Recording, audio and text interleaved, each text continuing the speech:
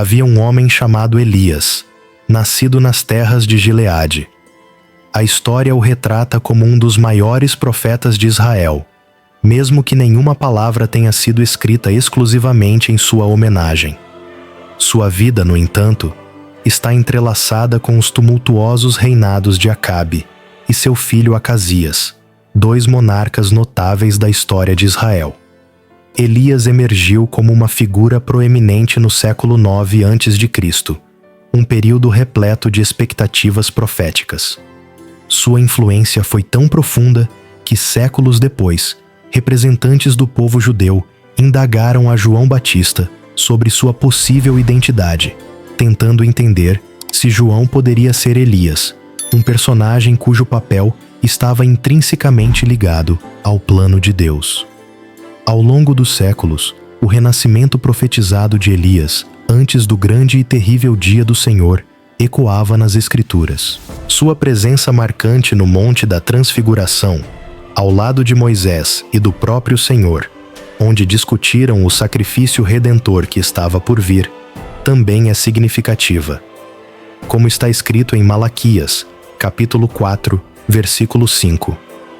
Eis que vos enviarei o profeta Elias, antes que venha o grande e terrível dia do Senhor. Contudo, mesmo com sua importância espiritual, pouco se sabe sobre a origem e a família de Elias. A Bíblia nos informa apenas que ele era de Gileade, o que nos permite presumir que sua história começou na Transjordânia. Elias era um homem de notável vigor físico, como evidenciado por sua incrível corrida diante da carruagem do rei Acabe, desde o Monte Carmelo até a entrada de Jezreel. Essa proeza demonstrava sua condição física excepcional, condizente com sua extraordinária carreira, repleta de milagres e feitos poderosos. Em uma ocasião marcante, Elias se apresentou diante do rei Acabe de forma dramática e inesperada. A mensagem que ele trouxe foi poderosa. Não haverá chuva nem orvalho nestes anos, exceto pela minha palavra. Com essa afirmação, o profeta deixou claro que o destino do reino estava inteiramente ligado às suas palavras. Após essa previsão corajosa, Elias recebeu uma direção divina para se esconder próximo ao riacho de Querite, a leste do Jordão. Lá, ele experimentou a provisão sobrenatural, com corvos trazendo-lhe pão e carne todas as manhãs e noites. O riacho de Querite, cuja localização exata permanece um mistério, secou sob o decreto divino. Nesse momento crítico, Elias recebeu uma nova instrução dos céus: seguir para o território de Sarepta, no coração de Sidom, onde uma viúva seria comissionada a sustentá-lo. Entre os muitos necessitados, a escolha recaiu sobre essa mulher viúva. Elias não pediu a ela que preparasse uma refeição imediatamente. Em vez disso, ele fez um pedido aparentemente incomum: prepare um bolo primeiro, e depois disso, faça algo para você e para o seu filho. Ele explicou que, sob a providência divina, a farinha e o azeite que ela possuía não se esgotariam até que a seca tivesse passado. A história nos leva ainda mais longe. Quando Elias chegou a Sarepta, encontrou essa viúva com escassos suprimentos de farinha e óleo, à beira da desesperança. Compreensivelmente, ela duvidou do pedido inicial do profeta, temendo que isso a levasse à morte de seu filho. No entanto, Elias pediu com fé que ela confiasse nele. Ele a assegurou de que Deus proveria abundantemente, e a fé dessa mulher permitiu que o milagre acontecesse. A farinha e o óleo continuaram a fluir, enquanto a seca assolava a terra, e o filho da viúva foi poupado. A história não termina aí. Em um momento de extrema aflição, o filho da viúva ficou gravemente doente, a ponto de não conseguir mais respirar. Em seu desespero, a mãe lançou acusações a Elias, questionando se ele havia vindo para lembrá-la de seus pecados e assim causar a morte de seu filho. Elias, no entanto, tomou o menino em seus braços e o levou para um quarto superior onde estava hospedado. Ele orou com intensidade ao Senhor, implorando que a alma da criança retornasse, e após 3 clamores fervorosos, o Senhor ouviu sua súplica. A criança reviveu e foi devolvida aos braços de sua mãe, cheia de vida. Em um ato de reconhecimento da intervenção divina, a mulher exclamou a Elias: "Agora sei que você é um homem de Deus e que a palavra do Senhor está em sua boca." Essa história ilustra a profunda fé e conexão direta com Deus que Elias possuía, além de demonstrar que Deus sempre honra a confiança depositada nele. No entanto, a jornada de Elias estava longe de terminar. O clímax de sua história o levou ao Monte Carmelo, um lugar onde o destino de uma nação seria selado. Este épico confronto está registrado no primeiro livro dos Reis, capítulo 18. Após um período de 3 anos, a palavra do Senhor veio novamente a Elias, instruindo-o a apresentar-se diante de Acabe, o rei de Israel. Deus prometeu enviar chuva sobre a terra seca. Elias, obediente à divina ordem, enfrentou a missão. Enquanto isso, uma grande fome atingiu Samaria, e Acabe convocou Obadias, um homem temente a Deus que servia em sua casa. Obadias temia profundamente o Senhor, e enquanto Jezabel perseguia e matava os profetas do Senhor, ele agiu corajosamente. Obadias escondeu 50 profetas em uma caverna, suprindo-os com pão e água. Quando a situação se agravou ainda mais, Acabe e Obadias decidiram explorar a terra em busca de pastagens para manter seus animais vivos, evitando a morte do gado. Acabe foi em uma direção e Obadias em outra. No entanto, enquanto Obadias estava em sua jornada, ele se deparou com um encontro surpreendente. Elias, o profeta temido e procurado, surgiu diante dele.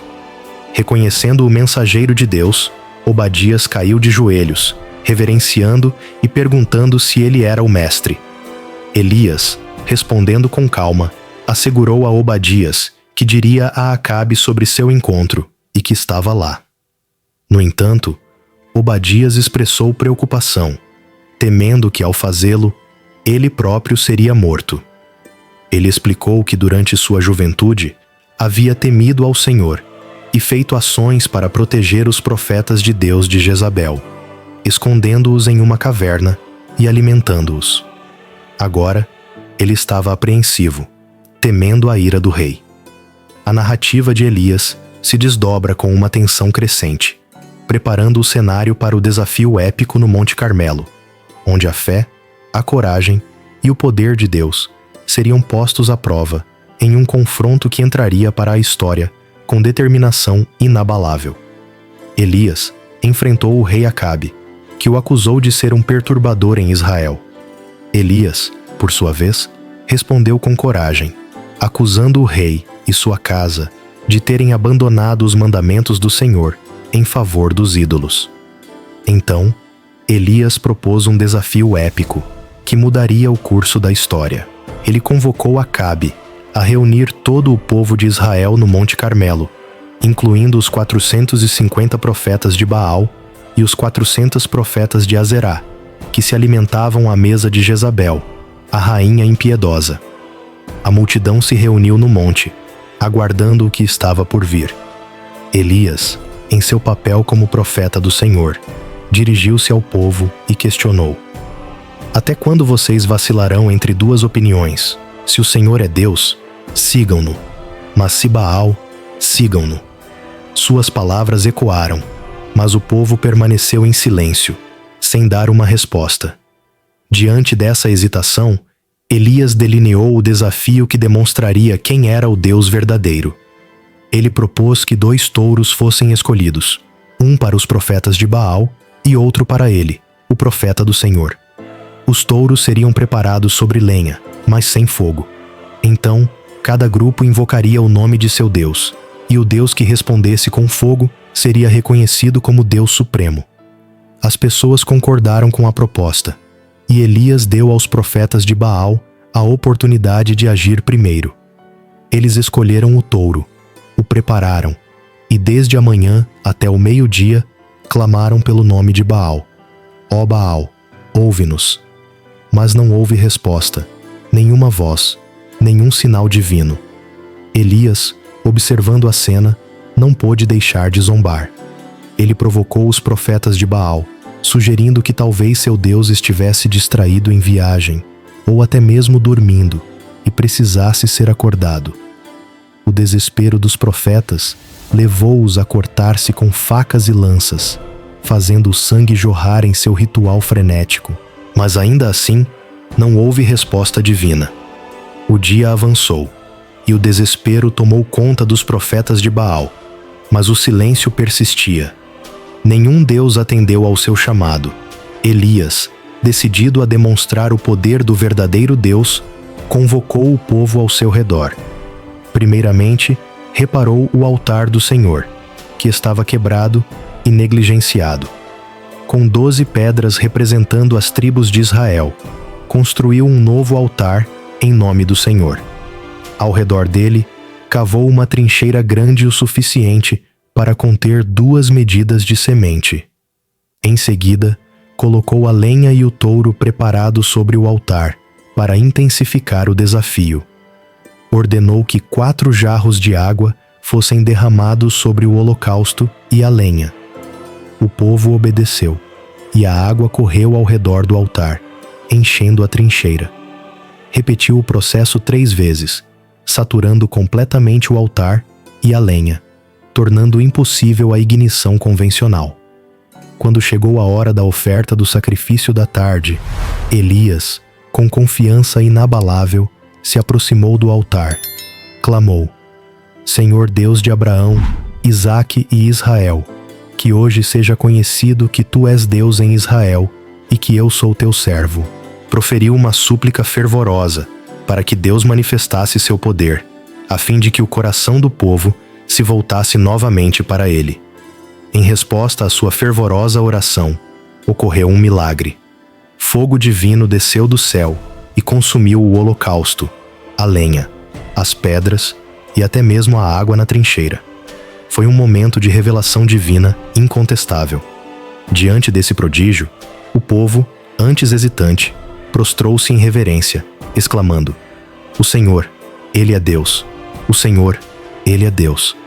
A certeza e a confiança em Deus foram restauradas nos corações deles. Cumprindo seu papel como profeta, Elias ordenou que os profetas de Baal fossem capturados, e nenhum escapou.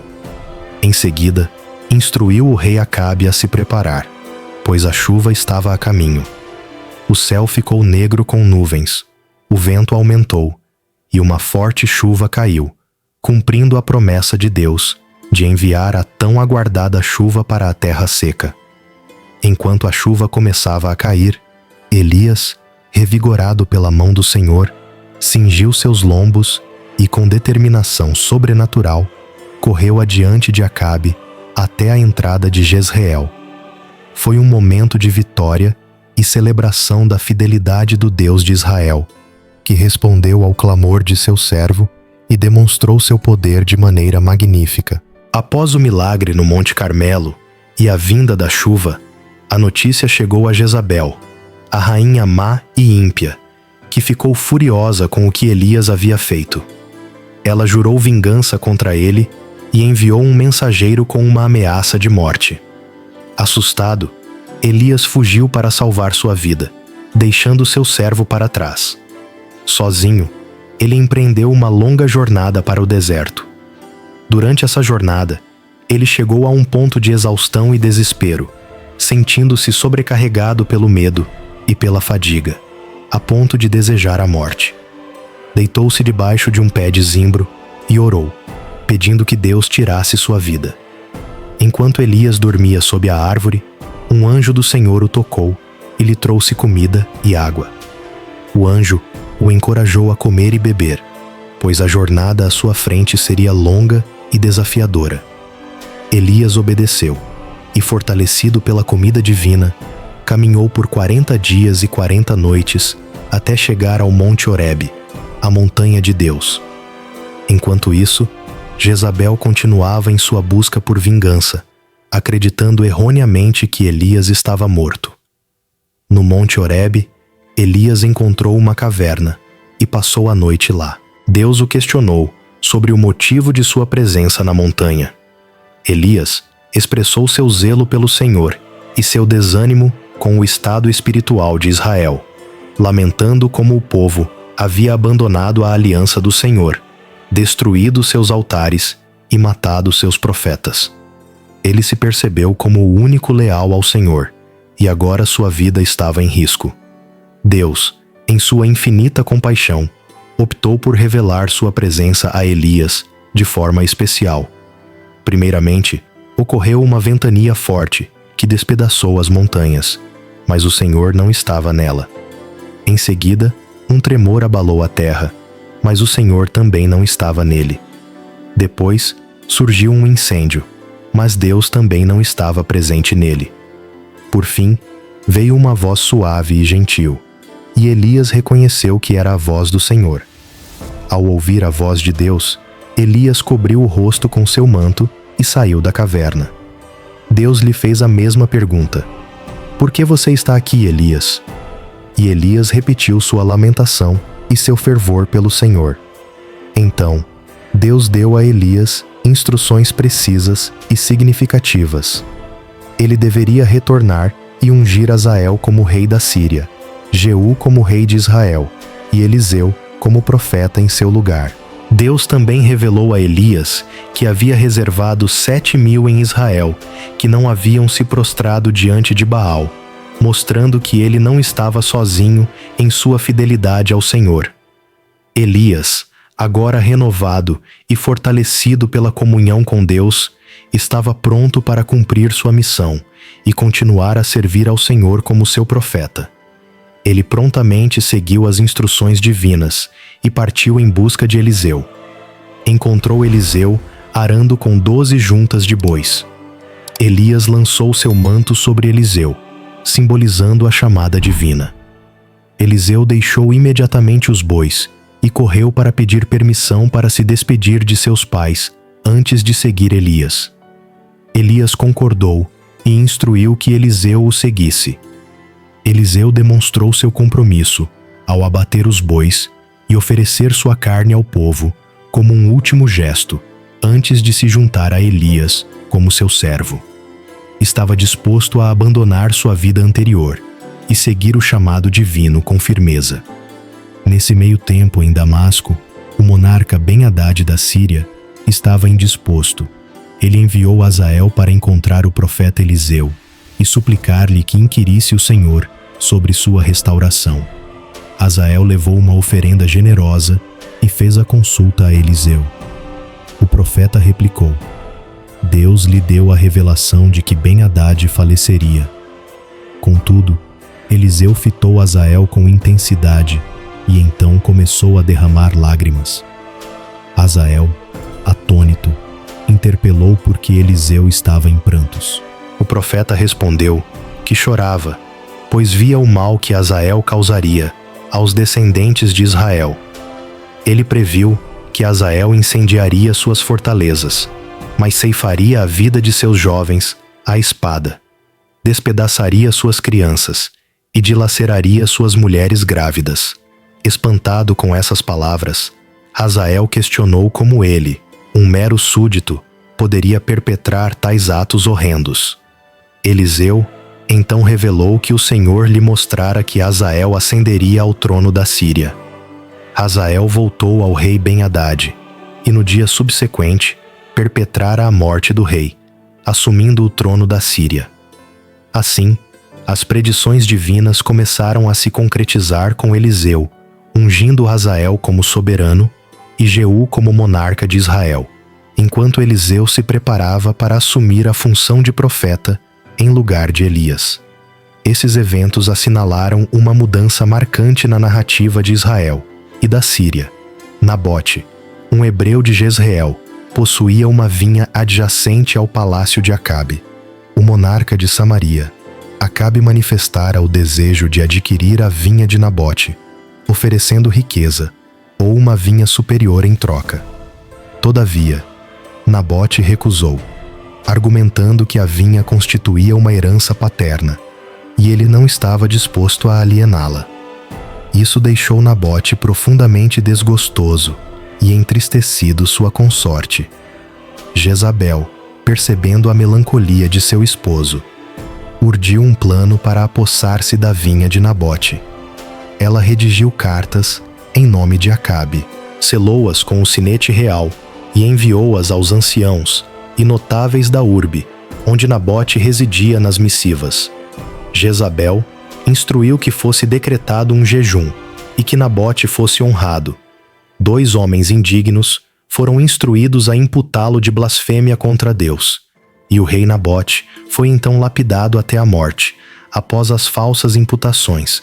Quando Jezabel comunicou a Acabe o falecimento de Nabote, ele prontamente se dispôs a tomar posse da vinha de Nabote.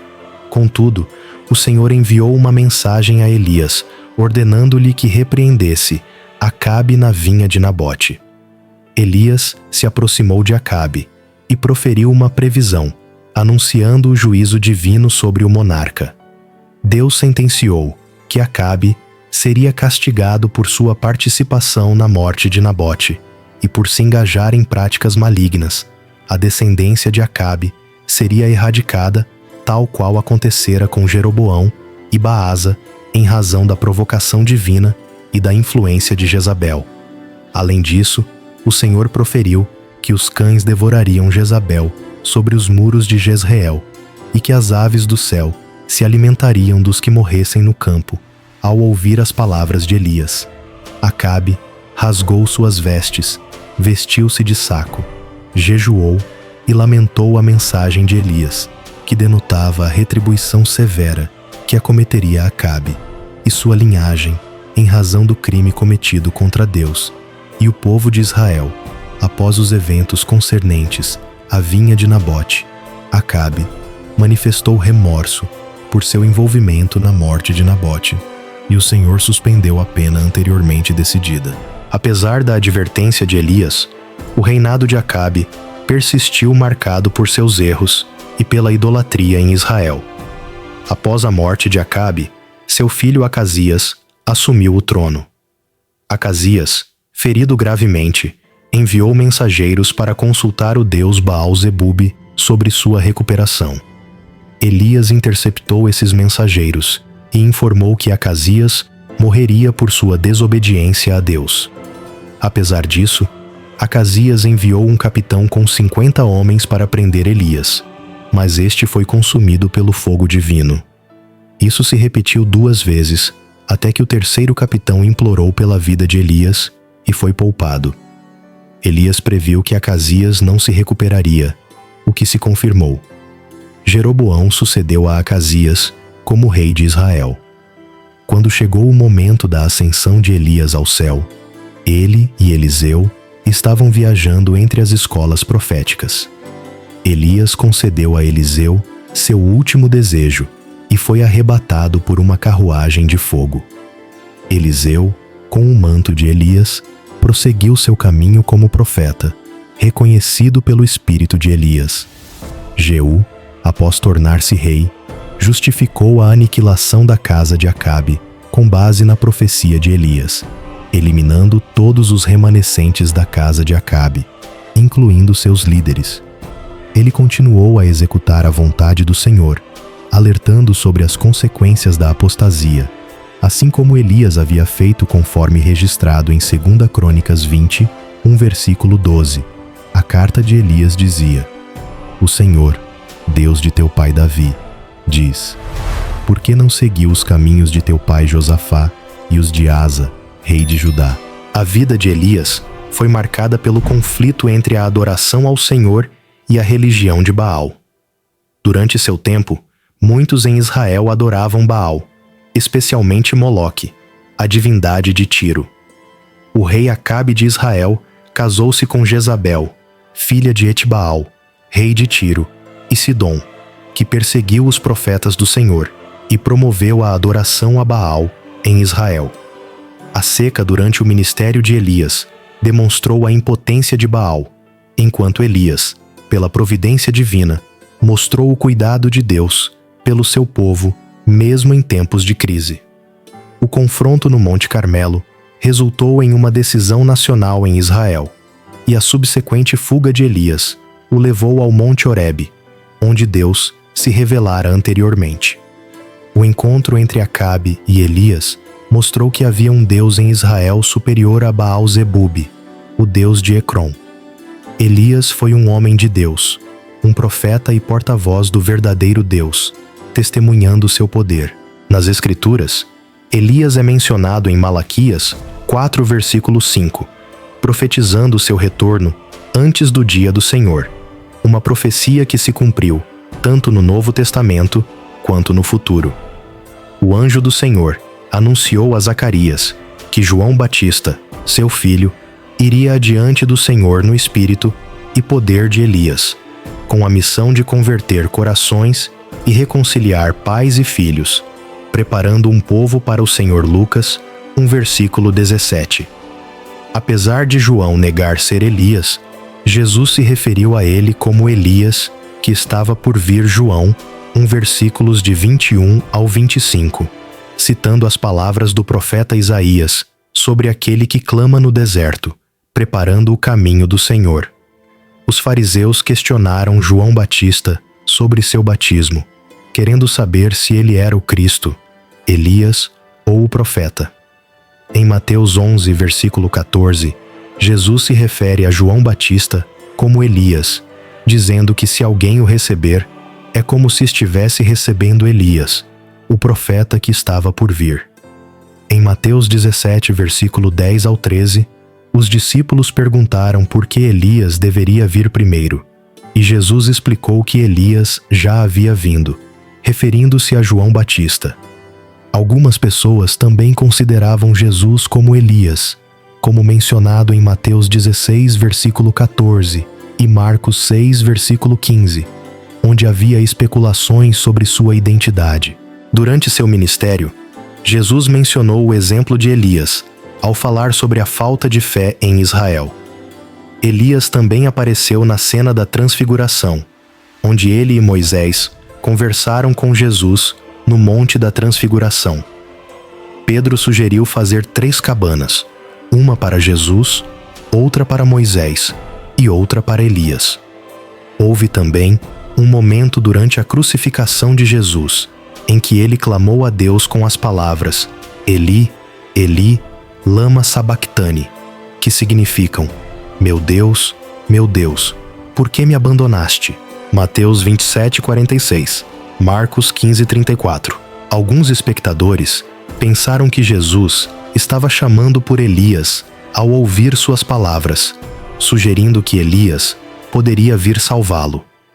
Paulo, ao falar sobre um remanescente de Israel, mencionou os 7.000 adoradores fiéis da época de Elias, que demonstraram uma devoção inabalável ao Senhor, tornando-se corajosos porta-vozes do que é certo. Eles não recuaram diante da condenação do rei, nem se intimidaram diante da oposição dos sacerdotes de Baal. Elias, embora corajoso, também mostrou sua humanidade ao fugir de Jezabel, que o ameaçava de morte. Isso destaca o poder da oração, como demonstrado por Elias, um homem sujeito às mesmas fraquezas que nós. Em Tiago 5, versículo 17 ao 18, vemos que ele orou fervorosamente, e Deus respondeu às suas orações, controlando o clima por 3 anos e 6 meses. Além de líder religioso, Elias era um patriota devoto, preocupado com sua nação. Sua história nos inspira a perseverar na oração e na fé, enfrentando adversidades com coragem. Assim como Elias, com fé e oração, podemos superar desafios aparentemente impossíveis e testemunhar o poder de Deus em nossas vidas. Que sua história seja uma fonte de encorajamento para todos nós, enquanto continuamos nossa jornada de fé e serviço a Deus. Obrigado por ouvir, e que Deus abençoe a todos.